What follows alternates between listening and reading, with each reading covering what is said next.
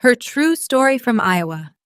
They laughed at my old clothes during family photos, so I removed my name from their inheritance papers. They mocked my dress. I rewrote the legacy. It was the first Sunday of the new year, and the whole family had gathered in the church hall for our annual family photo. There was hot cider on the folding table and a silver helium banner that read, "New Year, New Blessings." I had taken the bus that morning wearing my olive green swing dress, modest, high, necked with wide cuffs. I had sewn it myself over 2 decades ago, just in time for my son's high school graduation. I remember the way he held my hand that day, grinning as he said, "Mom, you're the most beautiful woman in the room." I had believed him. I wore that same dress now, not because I could not afford another, but because it meant something to me. Maybe not to them. When I walked into the room, the buzz of conversation dipped for a moment. Then I heard it, sharp as a thorn. "Mom, look at Grandma." My granddaughter snorted through a burst of laughter. "She looks like some cocoon wiggling its way into something uglier." I stopped. My hand gripped the side of the chair I had just reached. The laugh that followed wasn't just hers. It was layered, cruel, complicit. "Right," said my daughter-in-law, placing a manicured hand on the girl's shoulder. "She looks like an old cocoon that just never opened, like she's stuck in it." They both burst into stifled laughter, trying to act like they were joking, but they weren't hiding it from me or anyone. I tried to ignore it. I adjusted my sleeves and took a seat on the edge of the couch, pretending to smooth the fabric with calm hands. Then I saw my grandson lift his phone. "Snap, Grandma's at it again," he said into the group chat that lit up on his screen. Curtain Cosplay Volume 3. I heard the ping of notifications across the room, and then my daughter-in-law sealed it with a sneer. "Honestly, someone shut the window if the curtain's going to start walking around. This is a family photo, not a haunted house tour." Laughter again. Softer this time, but no less cutting. I looked to my son. He was sipping cider and scrolling his phone. He looked up briefly when he sensed the silence. His eyes met mine for less than a second, then dropped again.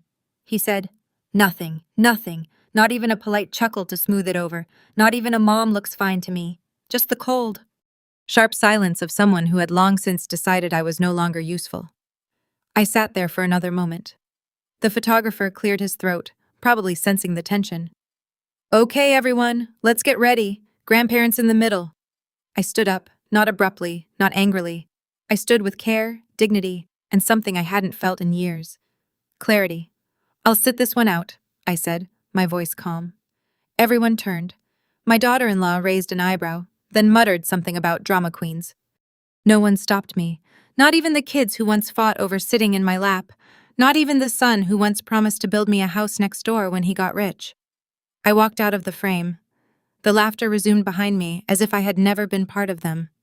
As if I had always been a shadow they tolerated, not a woman who once worked 3 jobs to make sure they had shoes, books, birthday cakes.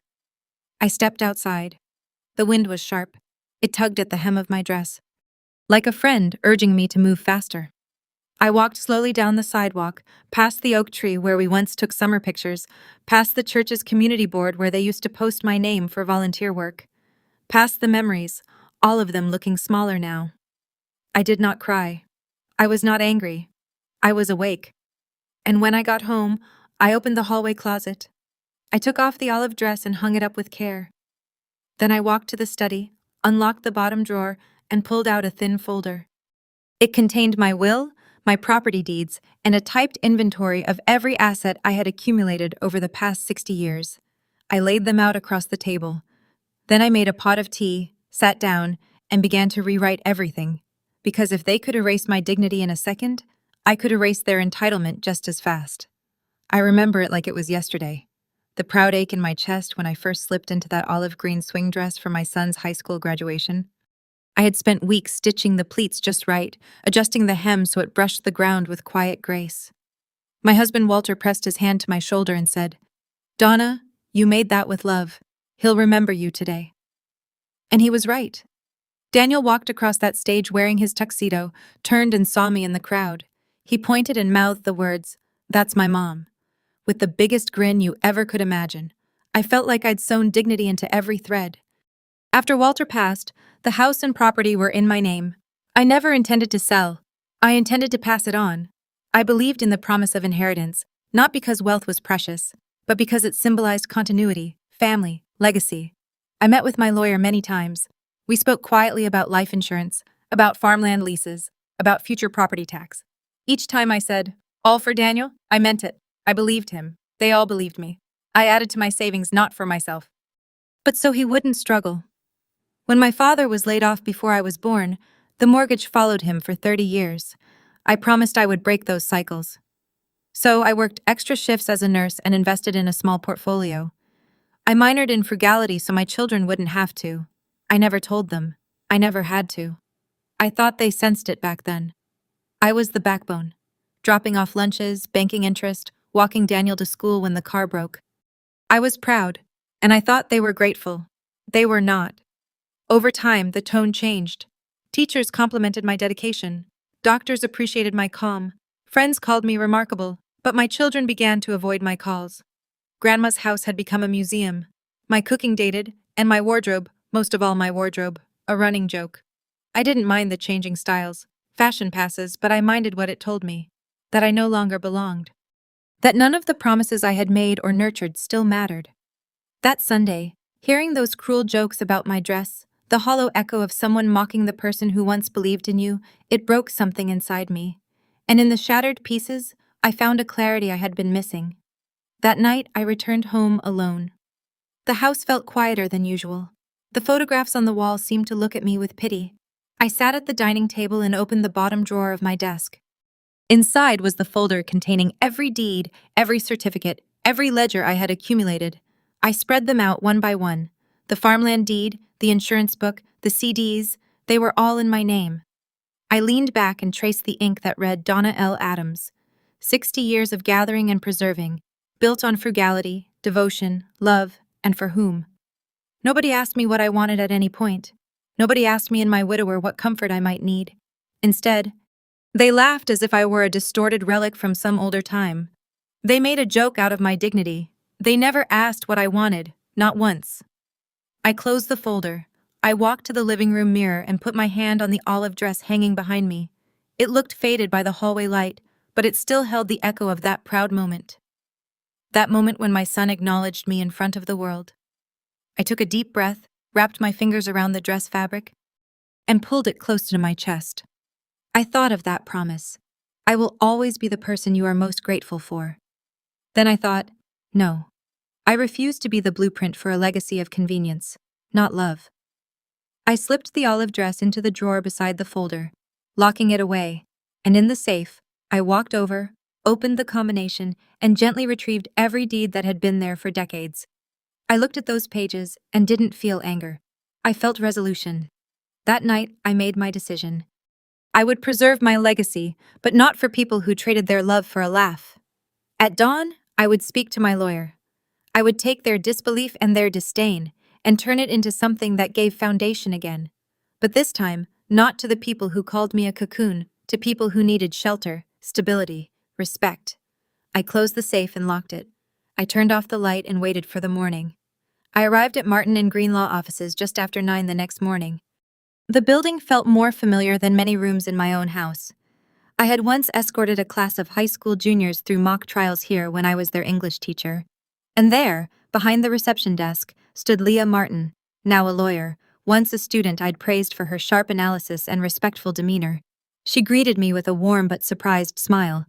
"Mrs. Adams," she said, "this is a surprise. What brings you in so early?" I returned the smile. "Leah, I need your help to fix something I should have fixed years ago." She led me into a small conference room with a polished oak table, fresh coffee steamed from a carf in the corner. She placed a notepad, pen, and legal pads in front of me. I took a seat and set down my purse, my folded dress, and the folder containing my will and deeds. "I have documents," I said quietly. "But first I want to tell you what those people said." I recounted Sunday's humiliation, the mocking laughter, the cruel words about my dress, a twisted cocoon, an old curtain, a cosplaying relic. As I spoke, Leia's face tightened as though each insult landed with weight. When I finished, she closed her eyes a moment, then looked at me firmly. "I'm sorry you went through that," she said. "You deserve better, and I suspect you came to a decision." I nodded. I pulled out a printed copy of my previous will and contracts. I unfolded the document and laid it flat. This was drafted 5 years ago with everything in my name and 2 trustees I trusted. My son and daughter-in-law, they are the sole beneficiaries. But things have changed. I paused. What I am about to ask won't be simple. Leah flipped open her legal pad. Tell me what you want. I explained calmly. I wanted to remove all family members, my son, daughter-in-law, and grandchildren completely from any inheritance. I wanted the beach house, the farmland, the savings, all of it. To go to a nonprofit foundation that teaches sewing, weaving, and financial skills to women over 50 who have been through domestic violence or abandonment. I wanted to reserve a small portion, enough to buy a 1-bedroom cottage near school so I could continue teaching, tutoring, living modestly, but with purpose. She nodded thoughtfully. It's a powerful move. Are you absolutely certain? I looked up at her. I am. We spent the next 90 minutes drafting the new will, each clause carefully worded, each beneficiary replaced, each piece of property reallocated. My signature line appeared at the bottom of every page. Donna L. Adams. When we reached the trustees section, I named 3 women from a nearby women's charity, only one of whom I retained personal contact with. No blood relatives included. Leah explained the logistics. 2 witnesses, notarization, then record the document with the county clerk. You'll need to destroy the old copy, she said. Otherwise, someone could challenge it. We did all of that. I signed, I sealed the envelope. I watched Leah make copies, notarize, and prepare the documents for filing. When it was over, I felt something I hadn't felt in months, and I stared at my hands. Lightness, not pleasure, not vengeance, just clarity. Leah closed her case file. You did what you set out to do, she observed gently. Yes, I said. I did. She leaned forward. You okay? I paused, considering I've never been more okay. On the drive back through the quiet streets of Iowa, I watched the golden fields through the window, unchanged yet filled with promise. I thought of standing before the camera that day, of being laughed at and ignored, of that moment of walking away. Now I was building towards something I believed in again. That evening, I sat at my dining table surrounded by the same documents. I poured myself a cup of tea and read through the will one more time. The beneficiary section listed Threads of Dignity Foundation, followed by Donna L. Adams Personal Fund, 1-bedroom cottage near town. Nothing else, no names, no apologies. I folded the paper carefully and slipped it back into the envelope. I locked it in the safe next to the deed. I turned the lock and let out the breath I had been holding. That night, as I drifted to sleep, I realized that I had found another definition of family, one founded on gratitude, respect, healing. This legacy was mine again. I saw the first sign of trouble that afternoon when my son called, not with warmth in his voice, but with the clipped tone of someone exercising a right, not begging for a favor. His words tumbled out sharp against the quiet hum of my kitchen. Mom, I need to talk to you. This isn't right. I was planning on using the beach house as collateral for our investment fund. We even had a meeting with my partner. He paused. Are you sure you want to go through with this? I felt the cup slip between my fingers, but I didn't drop it. I set it on the table. My voice was steady. Daniel, I have made my choice. I waited, though the line was silent. Then I added, yes, I'm certain. The call ended without warmth. That evening, I heard a knock at the door. I opened it to find both Daniel and Rachel standing on the step. They looked exhausted, like they had run miles they didn't want to run. Daniel spoke first. Mom, this is crazy. We're family. I thought you'd trust me to manage it.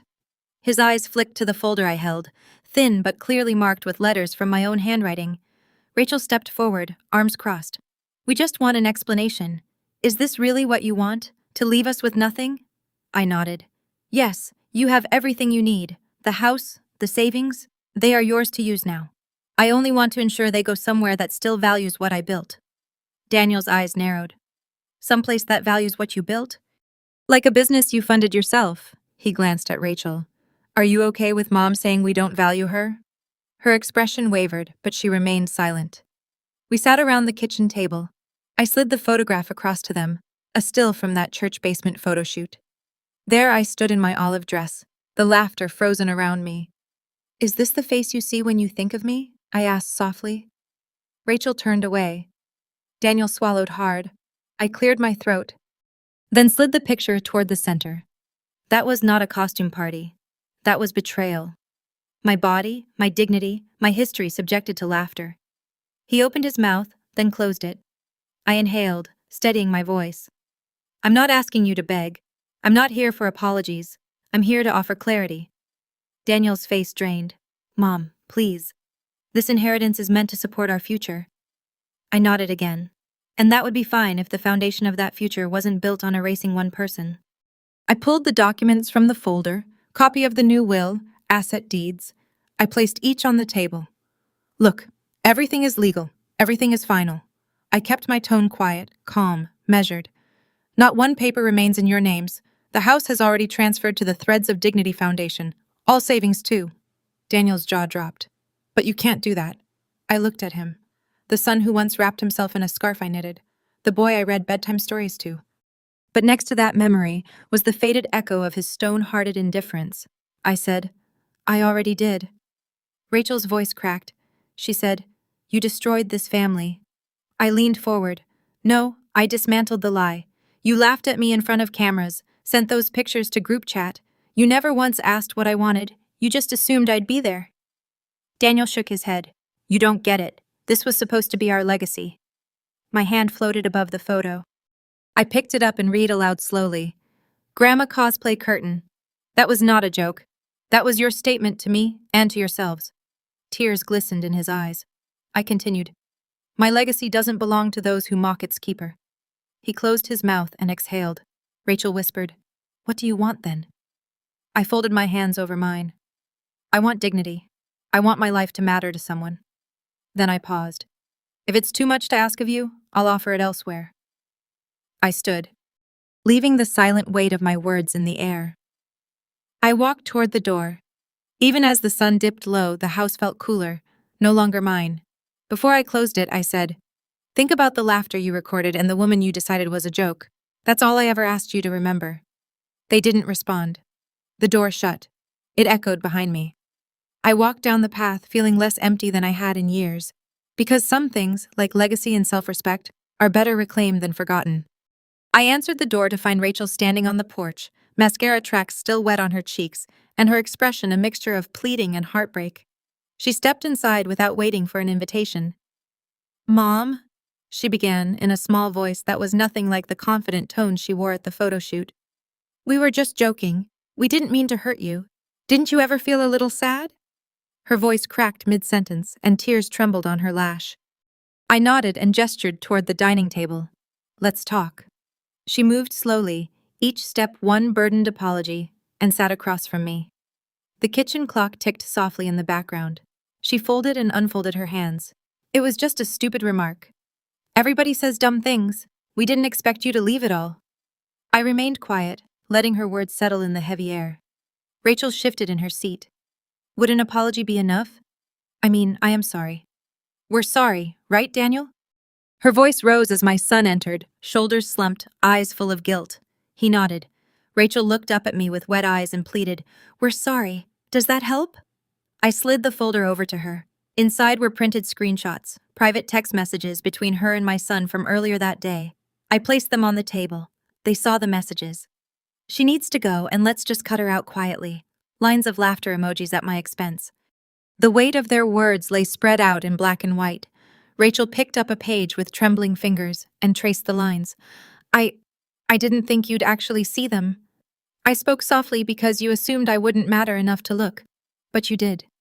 It was all caught up in that moment. The childish gatherings, hidden mockery, and the facade of affection they insisted was enough. She swallowed. Mom, please. We love you.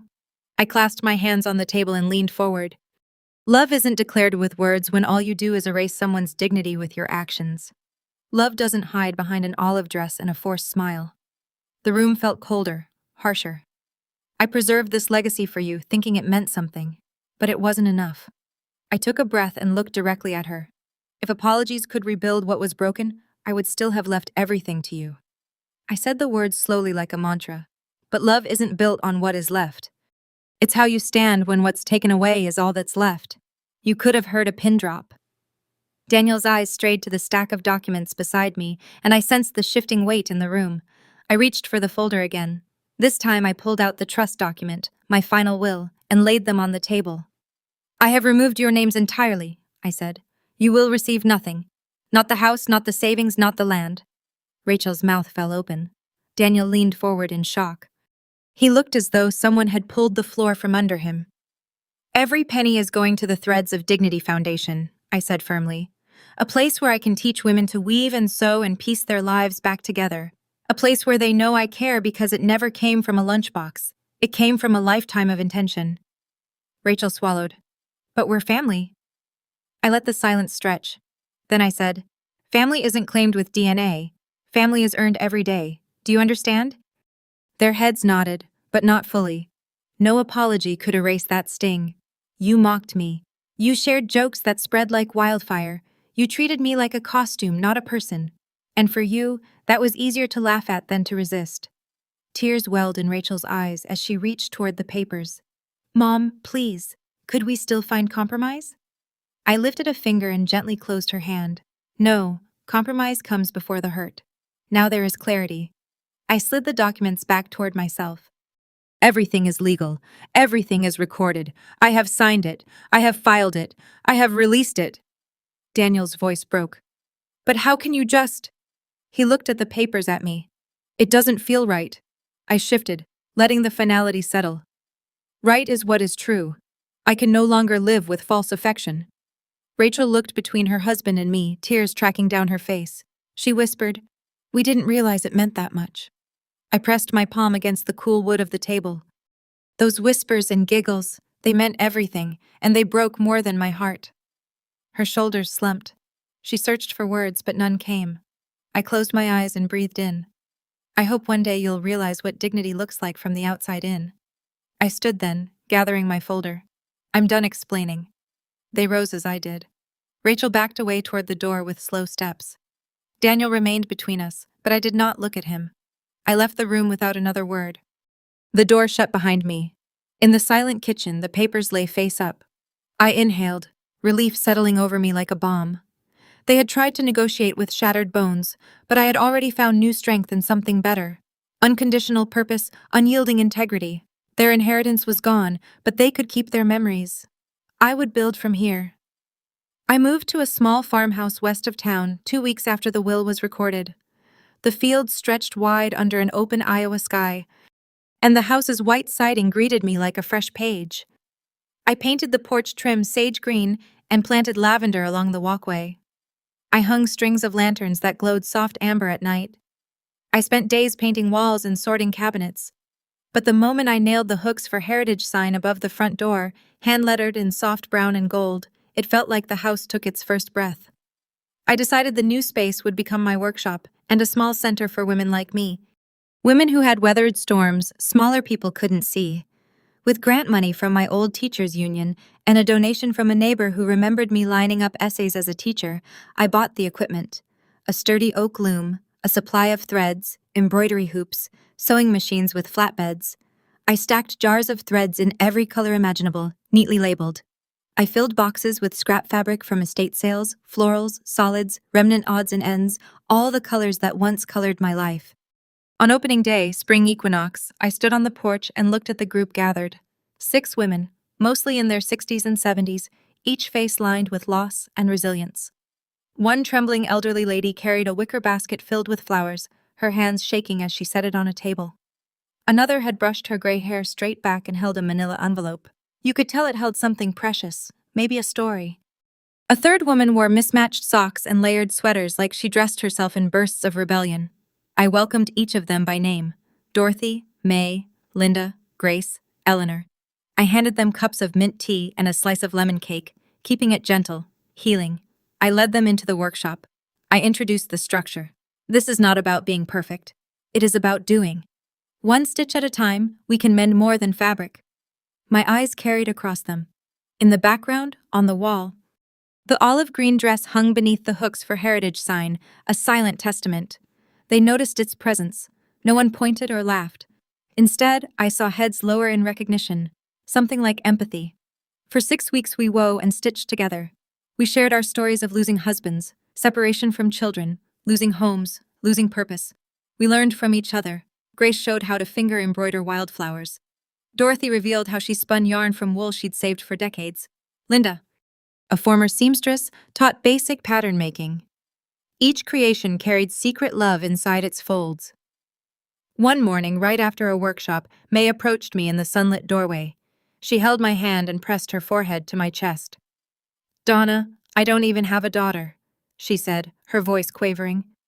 My family left me long ago, but here with you, someone actually looked me in the eye and called me bright. You called me kind. She paused and squeezed my fingers. Then she whispered, for the first time in my life, I was called a decent person because of her. Her words landed softly in the room, but they echoed through my chest. I touched her back gently and whispered, you are so very kind, May. Time passed and Hooks for Heritage grew. We hosted patchwork circles, quilting bees, and open studio retreats. The olive dress remained on the wall, framed by the golden letters and strings of lantern light. Occasionally, I would walk by and touch the fabric, remembering that moment of cruelty and how it changed everything. In May, I invited the town mayor and the women's shelter director for a small ribbon-cutting ceremony. We raised $50,000 in cents in donations that day and opened a scholarship fund. A local news reporter took pictures of the loom, the smiling women, and the dress hanging in solidarity. Later, I pulled the reporter aside and said, it's more than a workshop. It's a declaration that we all deserve dignity, even if we don't fit someone else's idea of worth. Late one afternoon, as the sun dipped low, I sat at a workbench tying sample threads when Linda, the seamstress, slid a cup of tea across to me. She said softly, I used to teach in a factory. I thought I'd have nothing to show after retirement. Now look around. She gestured to the women working, patching tiers, choosing colors, smiling. This is what matters. I nodded and swept my gaze to the dress. We're making something beautiful out of scraps. She smiled. In the soft glow of lantern light, I felt a warmth I hadn't felt in decades. No longer a walking relic, no longer a punchline, but a founder, a teacher, a mother to women who needed someone to stitch them back together. I rose and walked to the wall. I touched the olive green fabric, following threads with my fingertips. I whispered. They laughed, but I rewoe what they lost. And in that place, we all rewoe something larger than a dress or even a legacy. We rewoe respect, belonging, and the quiet power of one stitch made with purpose. I began receiving letters not long after our first quilt-making circle ended at Hooks for Heritage. They came in plain envelopes, sometimes with flowers tucked inside, sometimes with childlike drawings that broke my heart open. I could feel their trembling hands and hopeful hearts even before I opened them. The first one arrived on a rainy afternoon. I was in the workshop threading bobbins when I heard the postman's knock. I waited until the storm rattled our covered porch before I opened the envelope. Inside was a note in cursive. Dear Mrs. Adams, I do not know how to say thank you. I am 74 and have never been called kind, let alone shown how to be. You welcomed me, a stranger, into your home, and for the first time in decades, I felt like a person who belonged. The violet quilt we stitched, it warmed me even after I closed the door at night. May you always know you gave more than threads and needles. You gave hope. Sincerely, Joan. I stood in the soft lamplight of the sewing room and let the words sink in. Joan, 78 years old, lost after her husband left her for a younger woman. Children drifting away like leaves on the wind. That violet quilt was what she brought. I didn't price it. I let her keep it. Now it was hers to cherish. That same weekly drop brought another letter a few days later, a brown paper envelope with gold edges from May, the woman who first hugged me in tears. Her letter read, Dear Donna, I have 3 daughters who live miles away and speak only of grandchildren I never see. But here in your workshop, I offered my quilt top with trembling hands. Yesterday I watched as a mother and child chose it for a raffle, and both thanked me for helping decorate their home with love. It felt like my hands did something again. Thank you for giving them that moment. With deep gratitude, May. I folded the letter carefully and placed it in a vase next to a framed photograph of our first gathering. A blurry but luminous moment. It showed 6 women gathered around my oak loom, Maria's mustard yellow quilt tucked behind her shoulder like a banner. I stared at that photo often, especially on mornings when I doubted the choice to erase my family's names from my will. By summer, the stack of letters had grown. There was one from Dorothy, who'd lost her sight gradually over the years, yet still managed to weave stitches of color into a baby blanket. She wrote, Dear Donna, I couldn't see the blues or greens, but I felt each stitch as a whisper of purpose. I haven't done anything this kind since my husband died. I leave the baby blanket on the table each night before I go to sleep. It reminds me that I can still create, still care. Thank you for reminding me who I am. In friendship, Dorothy, I began reading these letters aloud at the Friday sewing circles discreetly before we all began stitching. The women listened, nodding, recognizing themselves in the stories. You see, I'd say my legacy isn't brick, it's kindness. They smiled and reached out to tuck threads into their fabric. One day, the local paper did a feature on us. They called us Sunday Stitchers and highlighted the workshop as a model of intergenerational healing. They printed my picture next to my olive dress hanging behind me. The headline read, "Old Dress, New Dignity, Iowa Grandma's Threads of Worth, a twist I appreciated." Joan's envelope came next with a newspaper clipping of that article. Inside, she wrote, "Dear Mrs. Adams, I clipped this and showed it to my grandson, who finally listened to me. He said, 'Grandma, that's your dress. You made that place.' And for the first time, I felt his respect. Thank you for making that same change in me." I pressed the clipping into my journal, tears filling my eyes. In that moment, I realized something. The inheritance I had bequeathed was not empty. It was living, evolving, nurturing. The final letter of the season arrived just yesterday. It was from Linda, the former factory seamstress. "Dear Donna, we held a public quilting show yesterday. The room was full. Young families, old neighbors, volunteers. When I introduced you as our founder, the applause shook the walls. Never have I felt such pride." And afterward, several women came up to me and said, "That woman is someone. Thank you for being someone again. Always, Linda." I folded that letter and walked to the wall where my olive dress hung and the hooks for heritage sign glowed softly. I pressed my hand against the fabric and whispered, "I am someone." My voice cracked, but certain. I no longer cared about being a relic or a costume. I had reclaimed my worth with each stitch and each signature. My legacy was no longer tied to the approval of the ones who laughed. It had been woven into the lives of women who understood that dignity is not what you wear, but what you give. Late that evening, I lit the lantern by the loom and sat down with a fresh sheet of parchment. I began drafting letters to each organization that had reached out for help. Knitting guilds, senior centers, libraries, my ministry would grow. The olive dress would stay on the wall until they tore the house down. I tucked my journal under the loom and closed the workshop door. As I walked home through the silent fields, I looked up at the stars. I thought of each woman whose life had quietly changed because someone taught them to stitch, to create, to belong. And I smiled because I had not become a relic. I had become a beginning. That night, I fell asleep with the words of May echoing in my mind. For the first time in my life, I was called kind because of you. And I knew I had rewritten not just inheritance papers, but what legacy truly means. I remember the morning as though the sun paused just for me. I had brewed chamomile tea before dawn filled my kettle and set it on the stove while the sky painted itself with soft pinks. The workshop at Hooks for Heritage lay silent behind me, the olive green dress still hanging on the wall like a quiet ambassador of purpose. I stepped out onto the porch with my steaming cup and paused by the lavender. Fresh buds unfurling, and whispered to the air, "Here we go again." A young woman, Jenna, came by the fence carrying a basket of freshly picked daisies. She had been coming every Tuesday since summer, learning embroidery and listening to stories. We sat on wicker chairs. "Mrs. Adams," she said, voice gentle like a breeze, "can I ask you something?" "Of course, dear." She tilted her head toward the dress hanging behind me inside the workshop. "Why keep it there?" I glanced over at it. It looked faded under the sun. Its once bright green, now a comforting sage. I smiled. "The dress didn't change, Jenna. If anything changed, it was how people saw it." She paused. I continued. "That day, when they laughed at me, my dress became more than fabric. It became a vocabulary, mockery, disrespect. But I chose to reclaim the story." Jenna nodded, thinking. I took another sip.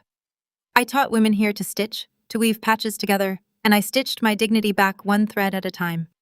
I rewove what they tore apart." She let her eyes rest on the dress.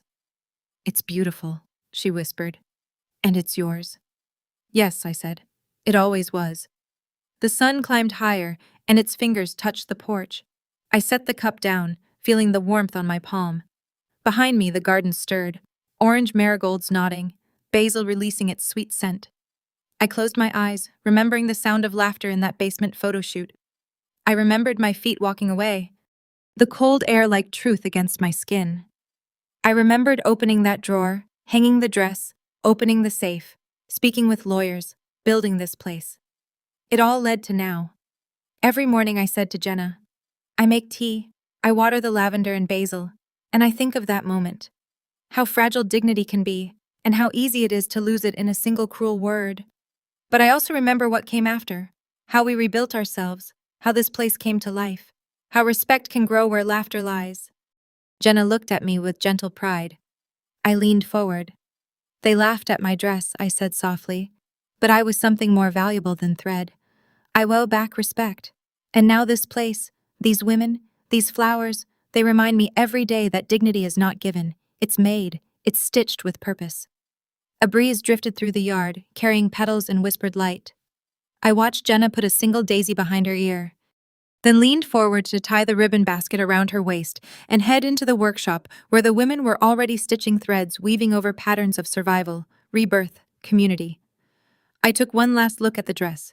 Then I turned back toward my little cottage and walked in, the floorboards creaking under purpose. I left the door open. In the quiet that settled behind me, the workshop's lanterns glowed brighter, threads wound together, and an old dress hung on the wall. No longer the butt of a joke, but a quiet testament, a legacy Rewrote, not by who I once was, but by what we created together. I poured another cup of tea and stepped to the window, watching sunlight dance across the lavender outside. Because sometimes the greatest legacy is not what you took away, but what you woo afterwards. They laughed at my dress, but I rewrote what they lost with threads of dignity and a pattern of purpose that will last long after the fabric fades. If this story touched something quiet in you, if you've ever walked away from a room where you were laughed at only to build something stronger with your own two hands, then you're not alone. And you never were. Here at Grandma, True Stories, we tell what others bury. We speak softly, but we carry truth. And every thread in these stories is real. Stitched from memory, silence, and the strength it takes to stand up after they've tried to fold you away. Subscribe to this channel if you believe respect is not inherited, it's earned. Like this video if you've ever been underestimated, and share this story with someone who needs to remember.